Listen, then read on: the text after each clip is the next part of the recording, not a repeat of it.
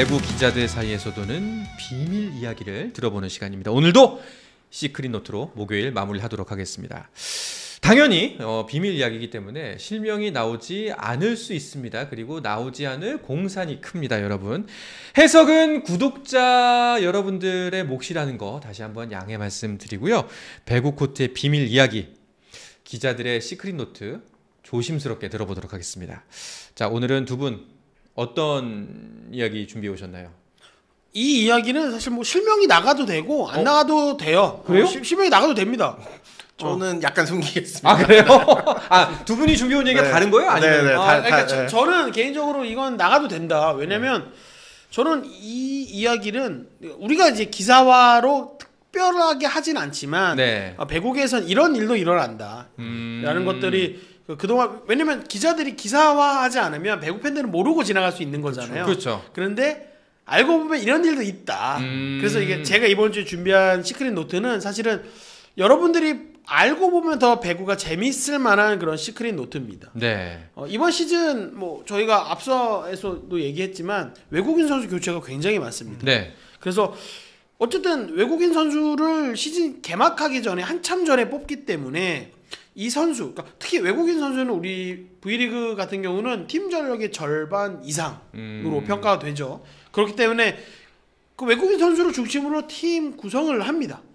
그 외국인 선수를 어느 포지션에 뽑느냐에 따라 국내 선수도 이제 곁들이는 또 선수도 국내 선수도 달라지고 조합이 달라지기 때문에 그 선수가 시즌 초반에 부상으로 빠지게 된다 그러면 구단 관계자들도 그렇고 아무래도 감독이 가장 머리가 복잡해질 수밖에 없는데, 그렇죠.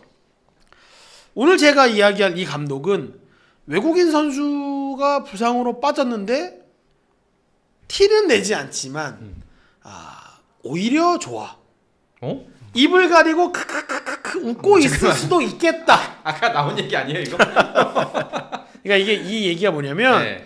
뭐 감독 얘기할게요. 네. 시크릿 노트지만 시크릿이 아닙니다. 네. 대한항공의 이제 토미 감독인데요. 이 토미 감독이 사실은 대한항공이 요스바니를 뽑았는데 이 요스바니를 몇 경기 쓰지도 못하고 외국인 선수를 막심, 커피는 맥심, 배구는 막심으로 교체를 했잖아요. 네. 사실은 여기에 이제 숨은 이야기가 있는 겁니다. 막심이 지난 시즌에 막판에 교체가 돼서 챔피언 결정전만 잠깐 아르바이트를 뛰고 돌아갔죠. 네, 네. 그런데 여기서 사실은 토미 감독과 대한항공 구단 간에 생각 차이가 조금 있었던 거예요. 토미 감독은 다음 시즌도 막심을 쓰고 싶다. 재계약하고 싶다. 요스바니보다? 라고 생각을 했는데 대한항공 구단에서는 막심보다 더 좋은 선수가 있을 것 같은데? 네. 라는 일말의 가능성을 생각한 거죠. 네네. 사실 막심은 우리가 정규 순번이 아니어도 또 데리고 올 수 있을 것 같은데 라는 계산을 대한항공 구단에서는 한 겁니다. 그래서 결국은 구단의 생각을 이제 토미 감독이 따른 거죠. 그리고 거짓말처럼 요스바니도 대한항공을 원했고, 그렇죠. 대한항공도 요스바니를 원했는데 운 좋게 그렇게 딱 맞아 떨어졌어요. 그래서 가장 확률이 낮았는데도. 아, 그래요? 네. 그러니까 이게 이루어질 수 없는 픽이 이루어진 거예요. 그래서 이번 시즌을 앞두고 많은 배구 관계자들이 야, 이거 대한항공 되는 집이다. 네. 누가 봐도 정규 시즌 들어가면, 왜냐면 요스바니는 대한항공이 딱 필요한 선수다라고 평가를 받았거든요. 네네. 그리고 선수 본인도 대한항공에서 뛰었을 때 우승을 경험했기 때문에 대한항공에 굉장히 좋은 인식이 남아 있었대요. 그래서 내가 다시 한번 V리그로 간다면 난 대한항공으로 가고 싶다라는 생각을 요스바니가 했었다는 거죠. 그런데 그것이 실제로 이루어졌군요. 그랬으니까 선수도 좋고 구단도 좋고, 아니 다른 팀은 다 싫고. 다른 팀들이 요스바니를 데려갈 거라고 생각했는데 우리 그쵸. 팀에 왔어. 네. 그러면 대한항공 관계자들은 거봐, 우리가 이 바늘구멍을 뚫고 됐다니까 라고 할 수 있는 거잖아요. 그랬는데 요스바니가 시즌 극초반에 다쳐버리니까 어쩔 수 없이 이 막심을 네. 데려왔습니다. 근데 또 여기서 운이 좋아. 막심을 데려오려고 했더니 또 보내주네. 어. 막심이 있는 구단에서. 네. 그러다 보니까 막심이 왔는데 토미 감독 여기서 사실은 그러니까 이 구단이 바라보는 외국인 선수의 역할과 감독이 기대하는 외국인 선수의 역할이 지금의 대한항공은 조금은 견해차가 있었던 겁니다.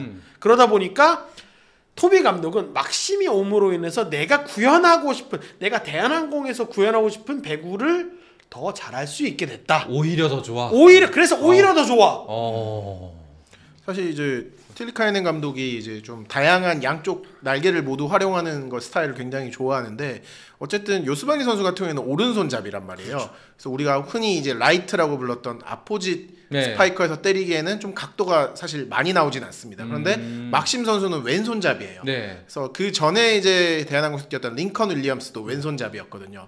그러니까 이 왼손잡이 공격수를 굉장히 아포짓 포지션에 두는 것을 선호합니다. 그렇죠. 그렇기 때문에 사실 이번에 막심이 오는 것을 토미 틸리카이넨 감독은 굉장히 좋아했다. 굉장히 좋아했다. 그러니까 네. 이게 선수 구성에 있어, 그러니까 선수 활용에 있어서 조금 더 이 막심이 요스마니보다 막심이 옴으로 인해서 토미 감독이 이렇게 제시할 수 있는, 그러니까 코트 위에서 구사할 수 있는 카드가 많아졌다는 점에서 아마 토미 감독은 더 좋았을 것이다. 야, 결론은 이거네요. 뭐 외인 부상이고 뭐고 될 놈 되리다. 네. 그렇죠. 결국 되는 집안은 진짜 되는구나. 네, 이렇게 사실 구단 픽이라고 하는 감독 선수와 감독 픽이 다른 경우가 꽤 많습니다. 사실. 실제로 이 외국인 선수, 그러니까 이 비단 요스바니 케이스뿐만이 아니고 외국인 선수 선발, 아시아 쿼터 선발, 신인 선수 드래프트에서조차 보통 이제 타임을 부르는 경우가 있거든요. 네. 이때는 보통 구단이 뽑자 하는 선수와 감독이 원하는 선수가 이견을 견해차가 있을 때. 감독 나는 A 뽑고 싶은데요. 근데 구단은 B 아니에요? 라고 했을 때 보통 타임이 나오죠. 그러니까 이번 트라이아웃을 제가 이제 현장 취재를 갔었잖아요. 네. 제 팬들이 굉장히 의아했던 선택들이 몇 가지 있었거든요. 왜 이 선수를 그렇죠. 재계약하지 않지? 네. 약간 대부분 그럴 때는 레오! 저는 아무 말도 네. 하지 않았습니다.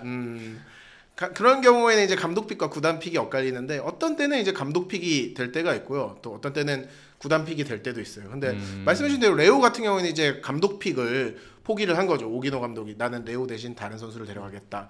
근데 이제 여자부의 모 팀의 경우에는 감독은 다른 선수 뭐 재계약을 원했는데 구단에선 좀 다른 선택을 해보자 했고 좀 그것 때문에 실제로 좀 성적에도 영향을 끼치고 있는 상황이기도 합니다. 알겠습니다. 자, 이렇게 될 사람은 된다는 교훈을 갖고 있는 우리 오혜영 기자의 시크릿 노트 만나봤고요. 그렇다면 김효경 기자는요? 네, 저도 이거 뭐 사실 공개해도 될 것 같아요. 왜냐면 바뀌었어요 생각이? 아니 생각해 보니까 외국인 선수를 바꾸고 있는 팀이 한 팀밖에 없어요. 뭐 숨기는 의미가 없군요. 네. 한국전력밖에 없어요. 네. 지금 바꾸고 있는 팀이. 그래서 뭐 한국전력인데요. 뭐 이거 뭐 아주 중요한 건 아니고 이제 사실 한국전력에서는 이미 선수를 낙점을 했습니다. 낙점을 했고 이제 이정료 제안도 했어요. 그래서 이제 사실상 이제 데려오기만 하면 되는데 이제 그 구단에서 이제 약간 이정료를 조금 더 올리려고 하는 게 아닌가, 좀 쉽게 보내주지 않더라고요. 사실 막심 선수도 저쪽 구단에서 바로 오케이를 해준 건 아니었거든요. 그래서 보통 그런 경우가 많습니다. 이제 이쪽 한국에서 외국인 선수를 보내달라고 하면은 그 이제 중동이나 이런 구단들도 바로 보내지 않고 좀 튕겨서 몸값을 좀 더 받아야겠다. 흥정. 그게 협상의 기본 아닙니까? 그런 것들이 있거든요. 그래서 사실 팬분들이 좀 한국전력 뭐 하고 있는 거야 이렇게 생각하시는 분들도 있는데 진행을 하고 있습니다. 그러니까 한국전력 팬분들은 크게 걱정하지 않으셔도 될 것 같아요. 이제 곧 나타날 것 같다. 네. 곧 아마 그 선수가 올 것입니다. 알겠습니다. 보통 이게 외국인 선수를 시즌 중에 데려올 때는 보통 쉽게 데려오는 경우는 그 원소속 팀에서 우리가 이 선수 1년 연봉 투입하는 연봉 그것만 보존해주면 보내줄게요라고 하는 경우가 있습니다. 그게 가장 쉬운 케이스고 네. 이제 김효경 기자가 얘기하는 것처럼 조금 더 네. 조금 더 이제 가다 보면 이제 배보다 배꼽이 더 커지는 경우도 있고 근데 안 내려올 수가 없으니까 그렇죠. 이런 식으로 이제 선수 장사를 보통 이제 동유럽이나 중동 팀들이 이제 하게 되죠. 한국전력 같은 경우에는 과거에는 아무래도 공기업이다 보니까 이런 바이아웃까지 지불하고 데려온 경우가 많지는 않았는데 올 시즌은 어쨌든 좀 권영민 감독의 마지막 임기고 또 멤버들이 굉장히 좋잖아요. 개막 5연승도 달렸고 네. 그래서 약간 좀 승부수를 띄워보려는 권영민 감독이 그랬거든요. 아무나 데려올 수는 없지 않느냐. 아무나가 아닌 급을 데려오기 위해서 좀 뜸을 들이고 있다. 한국전력 팬분들은 좀 기대를 해보셔도 좋을 것 같습니다. 알겠습니다. 자, 이렇게 김효경 기자가 준비한 시크릿 노트까지 만나봤습니다. 둘 다 뭔가 좀 너무 훈훈한 얘기여서 시크릿이 아니라 아니 근데 왜냐면 이걸 기사로는 안 썼잖아. 네, 기사로 그러니까 안 나왔고 시크릿입니다. 알겠습니다. 다음 시간에는 뭐 이제 치정이나 종목을 얘기하지 않는 선에서. 알겠습니다. 농담이고요. 자, 시크릿 노트도 여러분 많이 의견 가져주시고요. 궁금하신 점들 댓글에 남겨주시면 저희가 또 기자분들께 전달해서 여러분들께 적극적으로 전달해 드리도록 하겠습니다. 스포츠 플러스